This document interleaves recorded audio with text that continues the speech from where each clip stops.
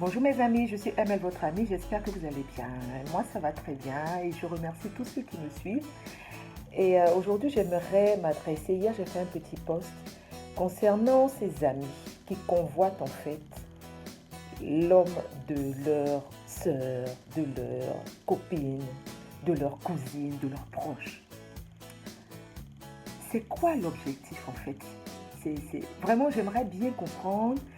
Comment est-ce qu'on peut avoir des sentiments pour le chéri de sa copine ou de sa sœur?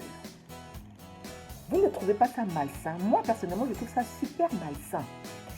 Sachez que cette personne-là, je pense qu'elle le fait parce qu'elle a envie de s'accaparer de la vie de sa proche. Parce que, naturellement, si cette personne, par exemple, si le beau, il vous attire physiquement, vous allez lutter contre ces sentiments-là. Vous n'allez même pas chercher à les entretenir.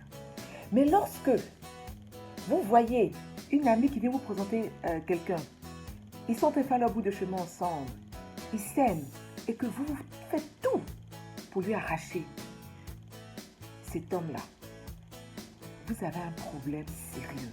Parce qu'en fait, ce n'est pas l'homme en lui qui vous intéresse. Ce n'est pas l'homme lui-même qui vous intéresse, c'est simplement le fait de vous accaparer de la vie de votre ami. Et c'est ça le point. Vous ne pouvez pas détruire le bonheur de votre proche pour vos propres intérêts. Parce que je suis persuadée que lorsque vous allez prendre ce monsieur, vous allez commencer, vous avez déjà détruit une relation, vous n'allez pas rester dans cette relation-là. Parce que tout simplement, vous avez un problème psychologique qui est assez grave. Vous enviez le bonheur des autres. Et alors là, quand c'est une proche qui est heureuse, vous l'enviez encore plus. Et ça, c'est machiavélique de faire ça. Je vais vous donner un exemple. Pour ceux qui me connaissent, j'ai une association qui s'occupe des mères abandonnées par leur conjoint. Une jeune dame m'écrit un jour. Elle était à la rue avec son enfant. Qu'est-ce qui s'est passé? Une de ses amies qui était à l'étranger rentrait au pays. Elle dit, écoute, moi je rentre. Donc le temps que je trouve quelque chose, est-ce que tu peux m'héberger? C'est son amie. Elle se dit, ok, elle héberge cette dame. Et en remerciement, ce qu'elle fait à l'autre, elle lui pique son mari. Et elle fait tout pour que ce monsieur-là, en tant que sa copine est enceinte, ce monsieur quitte son épouse. Je ne vous dis pas qu'ils étaient en copinage, ils étaient mariés. Quitte son épouse, laisse son épouse avec la grossesse, voit le propriétaire, prend la caution et il se tire avec l'autre à l'étranger et laisse son épouse enceinte dans la maison. Deux jeunes gens, je ne vous parle pas de personnes qui sont là, ça fait 20 ans. Et celle-là a réussi à se faire épouser à l'étranger de façon illégale. Donc cette jeune dame découvre sur Facebook que son mari s'est marié. C'était une amie. La fille était dans une situation difficile. Difficile. Elle n'avait plus de logement avec son bébé sous les bras. Alors toi, la copine qui a fait ça, tu arrives à te regarder dans la glace et le pire, c'est que quand cette fille a vu la photo de son mari en train de se marier avec une autre à l'étranger, lorsqu'elle a écrit en dessous, une meute de copines aussi machiavéliques que celle qui a piqué le mari de l'autre, se sont permis d'insulter cette jeune dame. C'est parce que tu ne t'occupes pas bien de lui qu'elle est venue te prendre ton mari. Mais vous êtes méchants. Et ça, il y en a plein. Hier, j'ai lu comme ça sur une page. On a eu aussi l'histoire où la fille, c'est sa sœur qui lui a piqué son chéri. Elle est venue, elle a hébergé sa sœur et paf, elle lui pique son chéri.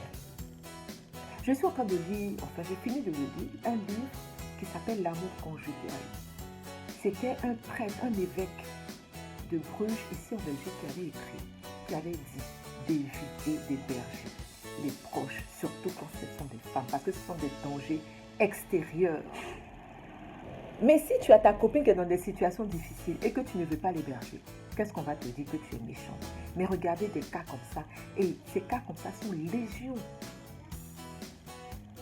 Alors, un conseil, mon ami. Il faut étudier tes amis avant de les faire même rentrer chez toi. Le diable passe par tous les moyens pour détruire la cellule familiale. Alors, il faut faire attention à qui tu fais rentrer chez toi. Il faut étudier la psychologie de la personne. Par exemple, vous êtes dans une discussion et vous parlez d'un thème comme ça, puis elle ne se gêne même pas de dire, ah ben moi j'aurais piqué son mari. Ça doit vous faire tilt, même si c'est une amie qui vous aide. Il faut faire attention. Laissez vos amis en dehors de vos foyers. Laissez vos amis, quitte à lui donner une somme, si vous le pouvez bien sûr, à lui donner une somme pour l'aider à trouver quelque chose, aidez-la. Mais ne la laissez pas venir élire domicile chez vous pendant que vous êtes mariés. Quand je lisais ça, je trouvais l'évêque là un peu dur. Mais quand j'entends toutes ces histoires, il avait raison. Il appelle ça les éléments externes à la destruction du foyer. Alors, mon ami, toi qui m'écoutes, il ne faut pas laisser rentrer n'importe qui dans ta vie de couple, dans ton foyer. Protège ton foyer.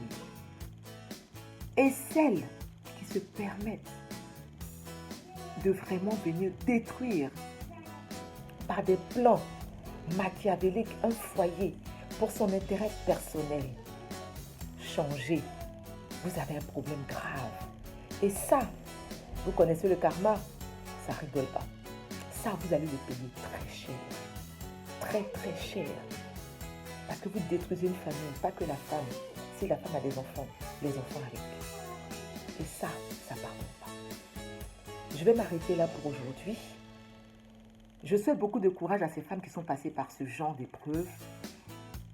Et je vous dis, surtout ne me remerciez pas, je suis tout simplement votre amie. Je vous dis à demain pour un autre conseil. Bonne journée. Merci, au revoir.